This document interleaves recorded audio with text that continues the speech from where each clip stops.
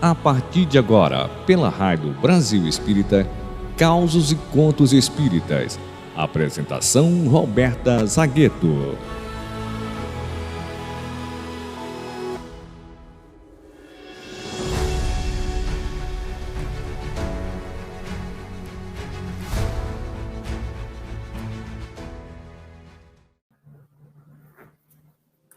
Olá, meus queridos amigos da Rádio Brasil Espírita. Esse farol de luz a nos iluminar as consciências e consolar os corações. Chegou mais uma sexta-feira, graças a Deus, e com a sexta chega também o Causos e Contos Espíritas aqui na RBE. Nos conta Chico Xavier que nos arredores de Pedro Leopoldo, há alguns anos atrás, uma certa viúva chegou em casa e se deparou com o corpo do próprio filho. Desde então, sem consolo pelo assassinato do menino, sofria pelo delito, pois nem sequer conseguia entender o motivo que levou seu filho a perder a vida de uma maneira tão trágica. E como andava muito tristonha, com tantos padecimentos morais, uma amiga do médium Chico Xavier, Dona Joaninha Gomes, convidou o Chico para ir com ela, para ir até a casa dessa senhora, para compartilhar ali de um culto no Evangelho do Lar, algo bem ligeiro, mas que pudesse, de fato, ajudar aquela viúva enlutada. E a mãe, infeliz, os acolheu com muita bondade, e logo após aquele círculo de 5 pessoas, começaram então a fazer orações. Aberto então o Evangelho segundo o Espiritismo, ao acaso, e caiu-se sobre os olhos de todos o item 14 do capítulo 10, intitulado Perdão das Ofensas. Chico ia começar a leitura quando alguém bateu à porta. Deram uma pausa naquela atividade espiritual e enquanto a dona da casa foi atender, viu que se tratava de um jovem viajante maltrapilho, um mendigo mesmo, que alegava muita fome e muito cansaço. E pedia a ela um prato de comida, um cobertor, um pouco de alento. A viúva fez ele entrar com muita gentileza e pediu para ele aguardar alguns momentinhos, enquanto ela preparava alguma coisa para ele. Imediatamente depois disso, passaram-se então aos comentários em torno daquela lição escolhida para aquela tarde, quando um dos presentes perguntou à dona da casa se ela havia desculpado o infeliz que havia morto seu filho querido, cujo nome, então, passou a fazer parte da conversação, sendo mencionado por diversas vezes. A viúva disse que o Evangelho, pelo menos, lhe determinava perdoar, e foi então que o recém-chegado, desconhecido daquele grupo, exclamou para a anfitriã: "Pois a senhora é a mãe do morto?" E trêmulo acrescentou que ele mesmo era o assassino e passou a chorar convulsivamente e a pedir o perdão de joelhos àquela mãe. A viúva, igualmente em pranto, avançou maternalmente para ele e disse: "Não me peça perdão, meu filho, que eu também sou uma pobre pecadora. Roguemos a Deus que ele nos perdoe."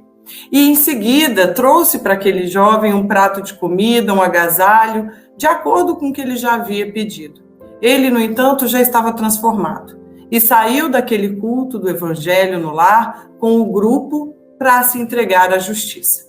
No dia imediato, Dona Joaninha Gomes e Chico Xavier voltaram ao lar da generosa senhora e ela contou a eles que durante a noite sonhou com o seu filho, que diz que ele mesmo, a vítima, levou o ofensor a seu regaço de mãe para que ela o auxiliasse com bondade e socorro e entendimento do perdão.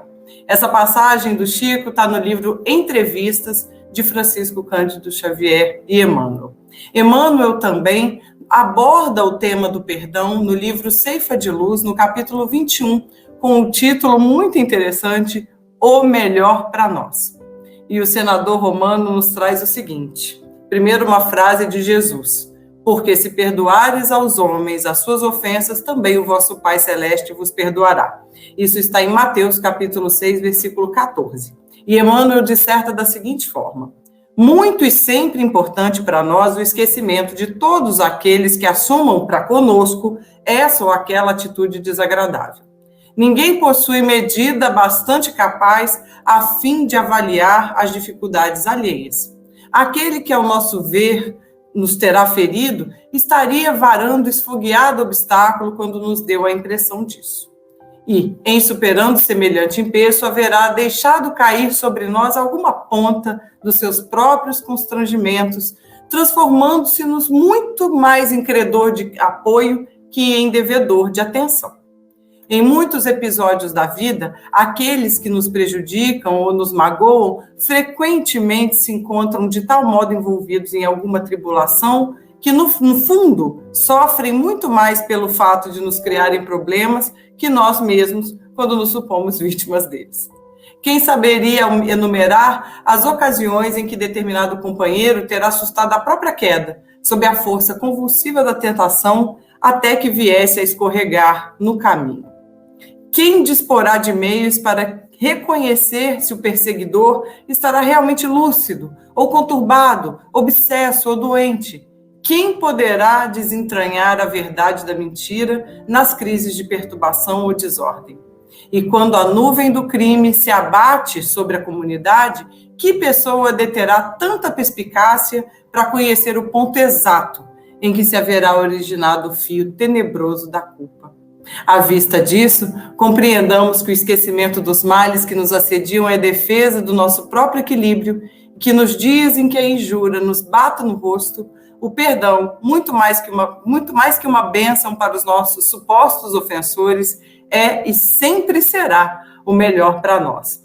Nós todos, meus irmãos, estamos sofrendo lutas, não é? Todos enfrentamos grandes batalhas nos nossos dias. E muitas vezes vamos nos deparar com outros irmãos que também estão enfrentando as lutas que lhes são próprias, né? Então, cabe a nós, às vezes, um pouco mais de acolhimento, um pouco mais de amor, não é? Frequentemente, numa situação difícil, esse remédio do amor e do perdão vai ser um bálsamo, tanto para os corações alheios, quanto para o nosso próximo, como nos exorta Emmanuel. É sempre o melhor para nós. Que a gente possa ter sempre isso em mente nos nossos dias. É muito fácil, às vezes, a gente perder a paciência, perder o equilíbrio frente a atitudes que, às vezes, as pessoas nem tinham a intenção de causar, né? Então, mais amor, por favor. Uma boa sexta-feira para vocês, um bom fim de semana e até o próximo Causos e Contos Espíritas. Beijo!